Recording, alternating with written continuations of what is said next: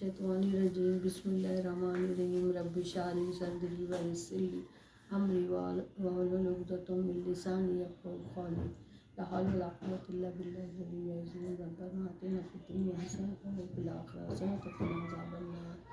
अस्सलामु अलैकुम व रहमतुल्लाहि व बरकातहू। मेरे प्यारे कुल्लू अल्लाह पाक से मुखातिब हैं और सबके रोज़े कैसे गुजर रहे हैं। हमारे भी रोज़े बहुत अच्छे गुजर रहे हैं अल्हम्दुलिल्लाह। 15 गुजर गए और हज़रत अबू हुरैरा से रिवायत है, हुज़ूर सल्लल्लाहु अलैहि वसल्लम ने फरमाया, रोज़ाना इंसान के हर जोड़ पर सदका लाजिम है। अगर कोई शख्स की सवारी में मदद करेंगे तो उसको सहारा देगा, उसको सवारी पे चढ़ाएगा या उसका सामान भी रख देगा, ये भी सदका है।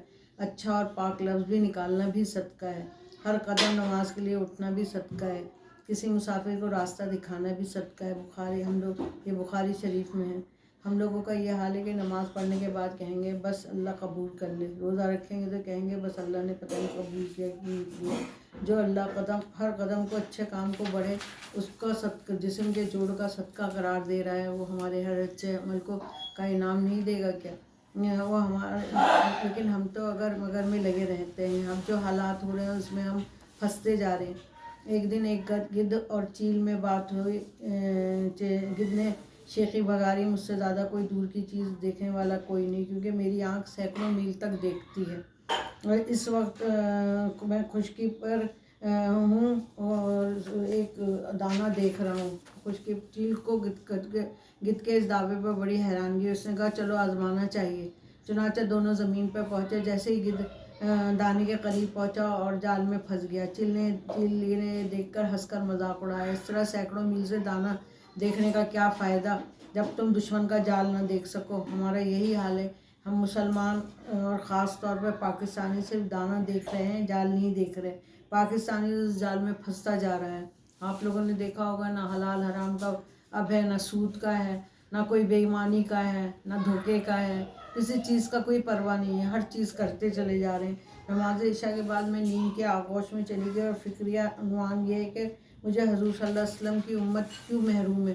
फिर सोचो फिक्र ने ख्वाबों की दुनिया की सैर कराना शुरू की। मक्का की संगलाग वादियाँ नूर हिदायत से जगमगा उठी और जुल्म जबर की चक्की में पिसती हुई रहमतुल आलमीन हिरा से नमूदार हुए और कैसे घबराए हुए थे। हज़रत खदीजा के पास पहुँचे जब उनको कहा कि इक़रा बेस में रब्बे कल्लज़ी, लेकिन हज़ूर सल्लल्लाहु अलैहि वसल्लम तो उस वक्त खौफ में आ गए थे और जाके रज़ाई में उनको बुखार वो भी हो गया था, यानी सर्दी सी लगने लगी थी। फिर हज़रत खदीजा ने अपने उनसे कज़न से जाके पूछा, वो यहूदी थे लेकिन उन्हें पता था कि कैसे आएगा, तो उन्होंने कहा जो तुम निशानियाँ बता रही हो वो तो वही है, मैं अगर ज़िंदा होता तो मैं तुम्हारी मदद करता।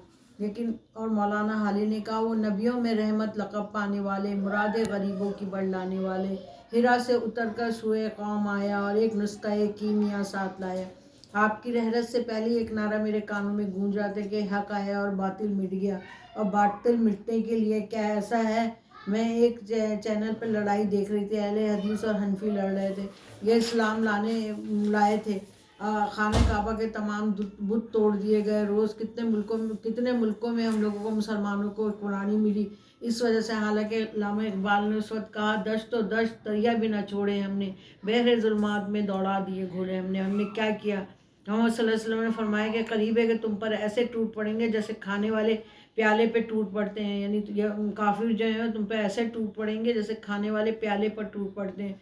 तो एक कहने वाले ने कहा, क्या हम तादाद में कम होंगे? मोहम्मद सल्लल्लाहु अलैहि वसल्लम ने फरमाया, नहीं, तुम लोग उस वक्त बहुत हो गए, लेकिन तुम उस वक्त सैलाब के झाग की मानी दोगे। अल्लाह ताला तुम्हारे दुश्मन के दिल से तुम्हारा खौफ निकाल देगा और तुम्हारे दिलों में दहन डाल देगा।